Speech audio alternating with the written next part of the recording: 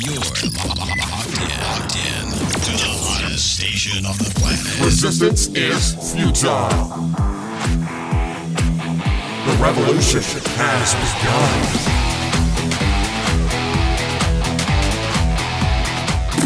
You're listening to Rebelpreneur Radio, helping you break the rules and build the business you need for the life you want. And now, broadcasting his pirate signal from somewhere beyond the status quo, here's your host, best-selling author, marketing and media strategist, Ralph Brogden.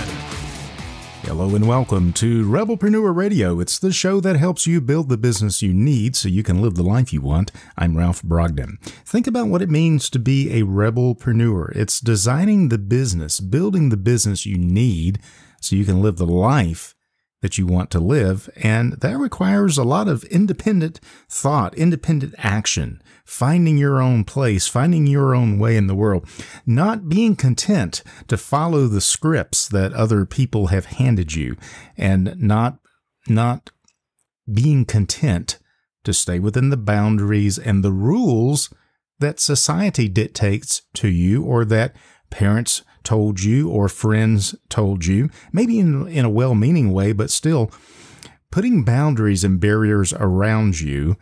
As a rebelpreneur, you've got to break through that. And that's what we mean by breaking the rules, not doing anything illegal or immoral, but going beyond those barriers, those boundaries that other people have set up for you, and even breaking through and overcoming the obstacles in your own head that's holding you back. Today's guest is an expert at doing that, not only for himself, but for his clients that he works with. He's going to talk to us about pathfinding, standing out, and creating that journey, going from where you are to where you want to be, and doing it in a way that is empowering to yourself and to other people. So I'm pleased to welcome Bryan Wish. He's the founder of BWmissions.com, and he empowers others to discover and express who they are. His clients have been featured in Inc., Forbes, TechCrunch, Morning Brew, and Wired Magazine. Bryan is based in Washington, D.C., where he pursues life with a dedicated resiliency to discover, build, and grow missions that matter. Bryan, welcome to Rebelpreneur Radio. Thanks, Ralph. It's a pleasure to be here. I think you are really the one of the classic avatars I have in mind when I think about someone who is a rebelpreneur. Tell us a little bit about your journey and the things that you experience that have contributed to your mindset and your work and life today. Yeah, thanks, Ralph. That's a loaded question, but I'll do my best to answer for your listeners. So, I think the best place to start would just to be an overview of, who I am and why I might relate to your audience. I'm the kind of person who grew up, who kind of never really fit into the common mold, and most entrepreneurs don't, right? Yeah. I never really fit into the common sports team. I never really fit into like the school club with the grades, the colleges, the fraternities. The more I tried to keep checking off the normal boxes in life, the more I wasn't able to actually fully experiment. And so I was kind of pushed to go another way. And that, at a point in my life, almost became like this chip on my shoulder. It became like, I'm not good enough, or I don't deserve to be there, or I'm not meant for this. And I couldn't understand why my hard work and my dedication wasn't adding up and allowing me to go to the places where I was walking, and those places where a lot of other people were already walking. And so I kind of learned from an early age that, where I'm walking into are paths that have already been defined, and I was walking there because they existed. But when those kind of areas, entrance points, wouldn't let me in, I had to kind of find a new way. And what that led me to do in college was, I kind of had this chip on my shoulder, as I said, and I started to achieve and create and do all these things in different organizations, and taking on different initiatives and leadership. And I got to a point by the time I was a junior in college, and Ralph, I absolutely burned out. I hit the fan. I kind of lost a sense of who I was. And I started asking myself, who am I? What's important to me? Why do I value what I do? And I was kind of aimlessly achieving just because it felt good to kind of achieve, because I've been kind of halted my whole life. And then that led to, my kind of path down entrepreneurship, and really kind of finding who I was through a really hard period, understanding myself through self-discovery, building an incredible network and friend group off of that period that have allowed me and given me the tools to continually stand out and kind of find my own journey and my own pathway, one that is constantly evolving, as there's never one way to go, but one that I feel 100% myself on. So I'll stop there, as that's a lot to chew on, but it's been a journey of not ever really fitting in and feeling like I belong and fulfilled, to a road right now that is not easy to travel down, but one that feels exactly like the road I'm supposed to be traveling down, no matter how hard it is at times. Yeah, I can certainly relate to that and resonate with that, because in many respects, my path is also a non-traditional path. And I do feel like that I'm going around the opposite end. When everyone else is jigging, I tend to jag. And when they jag, I jig. And it seems that that has kind of been my approach to life, to business. And it's not an easy path. The easy path is just to kind of do what everybody else does. But my philosophy is, if you do what everybody else does, you're going to get what everybody else gets. And most people aren't happy with the results that they're getting. So I completely get it. I understand that. And I think that's what makes you such a powerful person with so much to give. Your organization helps global impact visionaries. Tell us who you work with. What do you do for them, and how do you help them to become even more influential in the marketplace? Yeah, can I kind of build on your last point before we go into that question? Absolutely. So, the zig and the zag thing, I also want to speak to like the young professional audience as well.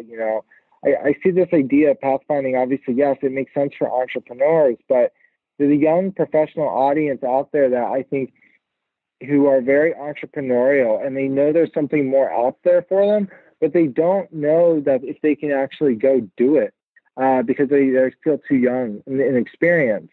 And the best scenario is my friends from college, who are, good friends, but they're not like my best friends. And they're miserable in their jobs 2 or 3 years, 4 years after college, because they weren't really intentional in college about the choices they were making, what they were working on, who they were associating themselves with.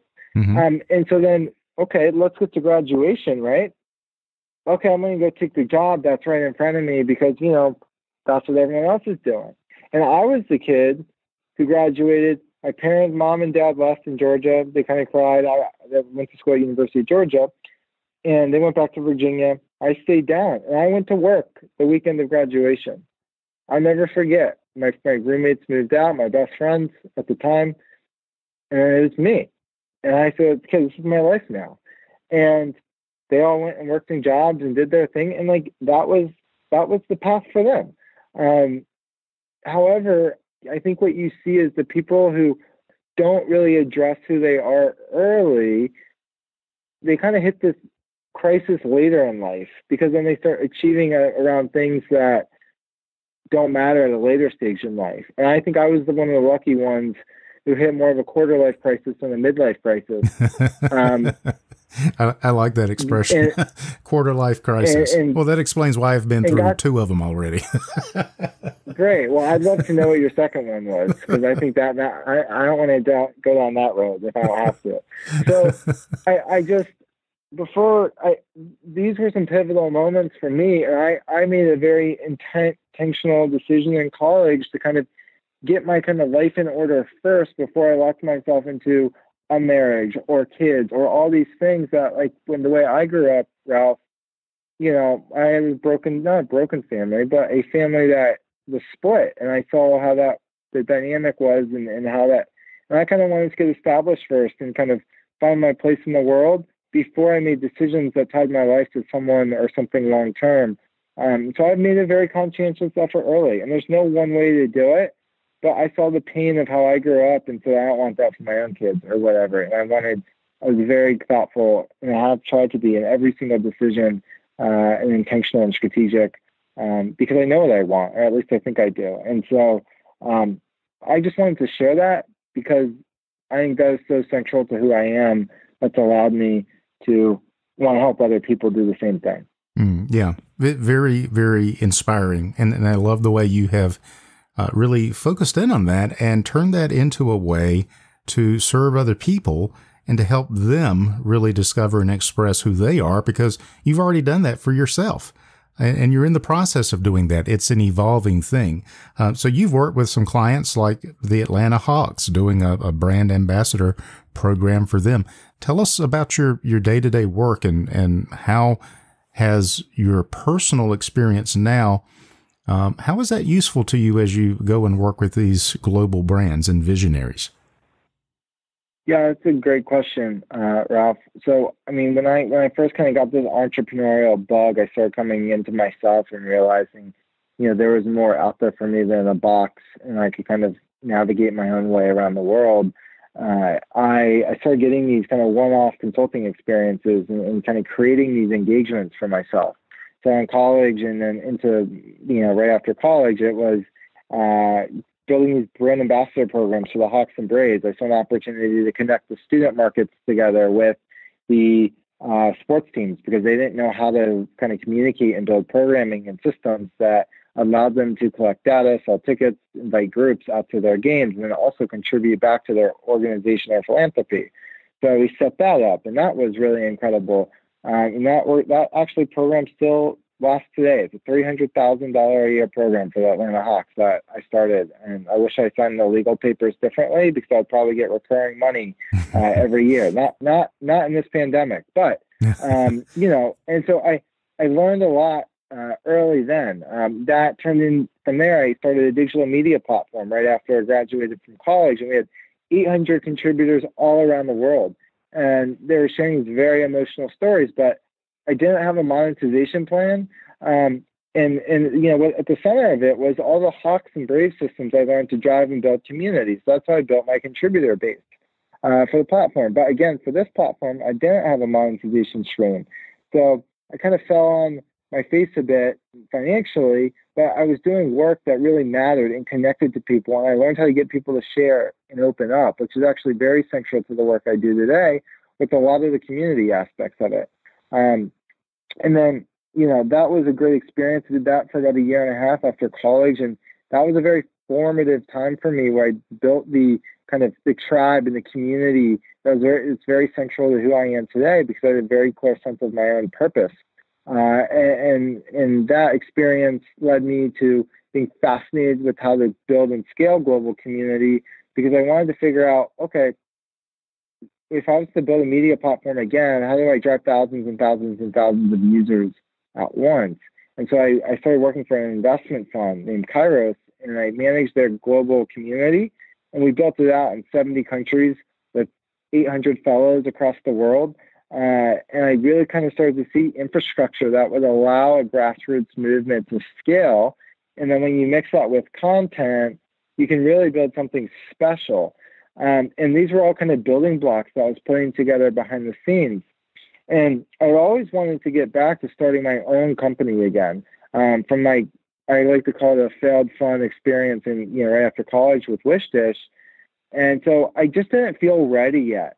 And so I said, what do I still need to learn? And I said, I want to get a better digital. I remember I was sitting at my dad's counter and I wrote out, what are the skills I don't have? What are the skills I do have? And what do I truly need to be ready to start a company again? And I felt what came to me was digital tool belt and marketing because I understood the community side.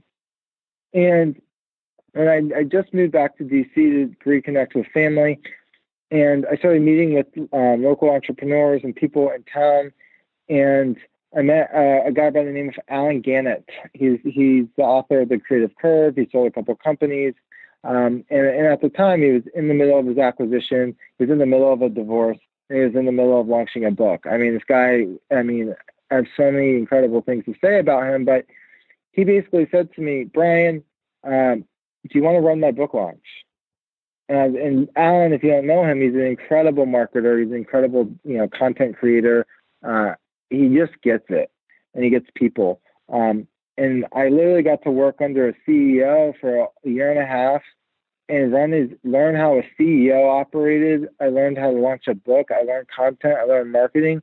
I learned probably 5 years worth of skills in a year. And I was like the GM of his business in the sense of the Alan Gannett's brand, and I was doing all the other things behind the scenes. So it was a crash course, and I got paid, and I got to build relationships off of this. Like it felt like a master's degree all in one.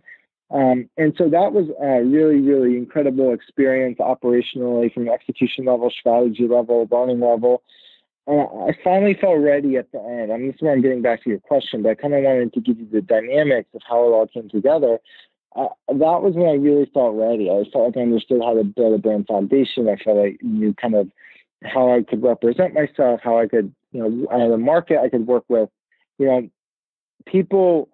Something that I've also learned through kind of my learnings is, if you're working for a company and you're fired, well, if you don't have anything to fall back on, or a safety net, you're kind of screwed. And so I thought the next wave of marketing and the next wave of storytelling was going to be very people driven and not brand driven. And so I thought, what I learned with Alan and all these other pieces, I could build all these infrastructures under one roof into a scalable business with systems and a team and infrastructure. So I started out as a team of one to kind of really help people kind of craft their pathway to belong by sharing their personal stories, by building a digital community, and using the combination of those two things to exceed business objectives and build a brand that would last, forever, that they could always fall back on when they needed to, or was the main piece. And what that's turned into today is we have a team of 4 full-time, 10 plus subcontractors. We've worked with over 60 clients in the first year and a half of business, and some incredible clients as well, with very sustained success. And wouldn't have been possible without all these sequential experiences that allowed me to put all these pieces together and realize, hey, this is what I should be doing now and how to continue building. So I'll stop there. I know that was a lot, but sometimes it doesn't make sense to people, and they're like, and then it's like, oh, this is how it makes sense. So just wanted to take the time to articulate for you. Absolutely. Well, it's that again is an example, and your example, your life story, and the story of your business has actually turned out very well. You set out to stand out, to create your own journey, find your path, and you've done it, and you've been successful at it. Many people aren't successful at that. Many of them try, and they're frustrated because they don't know how to get from where they are to where they want to be. What advice, in the few minutes that we have remaining, what advice would you give our listeners who are struggling to find their path and to create their business and make a difference in the world, but they're having a hard time getting things going or getting over those obstacles? What advice would you give to them? Yeah, so here's a couple of things. Just as young professionals go take a job just because it's sexy on the resume, most people will become an entrepreneur because it's sexy on their Instagram account. And what I mean by that is they don't take the time to actually take a look in the mirror and ask themselves the hard questions and do a lot of self-discovery. They don't take the time to ask themselves, who am I? What are my values? Who do I care about serving? What's important to me? What do I want my life to look like in 10, 20, 30, 40, 50 years? Like, nobody does that, especially at a young age or even mid-age. And I think I've been very fortunate enough to work with coaches and therapists and people to guide me, and I've been open to receiving that help, and then also doing the hard work and internal work that I've done. And it's all starting to come together. And the second thing is once you get really clear on those pieces, it becomes much easier to align yourself with the right people. Because if you know who you are, you're going to know what kind of people you want to spend time with. And that allows you to go to the right pockets and the right neighborhoods, quote unquote, online, in person, wherever it is, to find the people who are more like you. And once you do that, Ralph, what you now have is you have opportunities. You can create opportunities for yourself. You can share what you're doing, because not only can you speak from a place of authenticity because you actually know yourself and know why you're showing up in the world, you have great people around you who can now facilitate the opportunities around your central mission that you're trying to achieve. And I think when you do things from the inside out and not the outside in, it becomes much more authentic, easier to connect with people, and allow you to create the opportunities for yourself long term that you're meant. And that's what that really means is all the thousands and thousands of phone calls and emails and conversations and things that you put can all kind of come together under a house that is a foundation that can last forever. It's not something that won't serve you because you're making the deposits in the right areas. And I think if people can get that tactical and specific about their life and where they're trying to go, and then how their business or family or pieces of health fits into that, I think they can have a lot more happier life, even though it'll be challenging. Mm-hmm. Very, very powerful words of advice. If you want to connect with Bryan Wish and see what he is doing, go to bwmissions.com, see what him and his team are doing and what they're up to, clients they've worked with, and how they might be able to help you as well. It's bwmissions.com, and we'll have that link on the Rebelpreneur website as well. Bryan, this has really been inspirational, I think, on many different levels. Any final thoughts or words of wisdom that you'd like to leave our listeners with? Yeah, I would just say, I really like to ask people, to me, it's not about how many companies you've started, how many exits you've had, how much money you've made. I think it's about, are you a person building a business for the right reason? Do you come from the right place of intent? And I think if you are, do you have the right people around you? And are you figuring out how to use that to stand out in the world? And I think my advice is really just look at the mirror more often, do the internal work first, and then usually the external takes care of itself.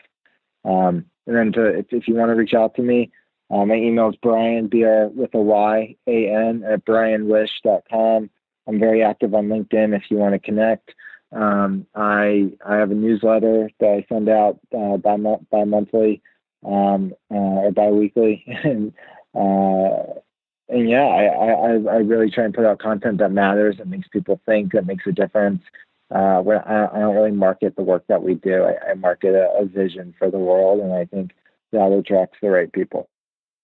Absolutely. I agree 100%. Bryan Wish is the founder of BW Missions, growing missions that matter, empowering others to discover and express who they are.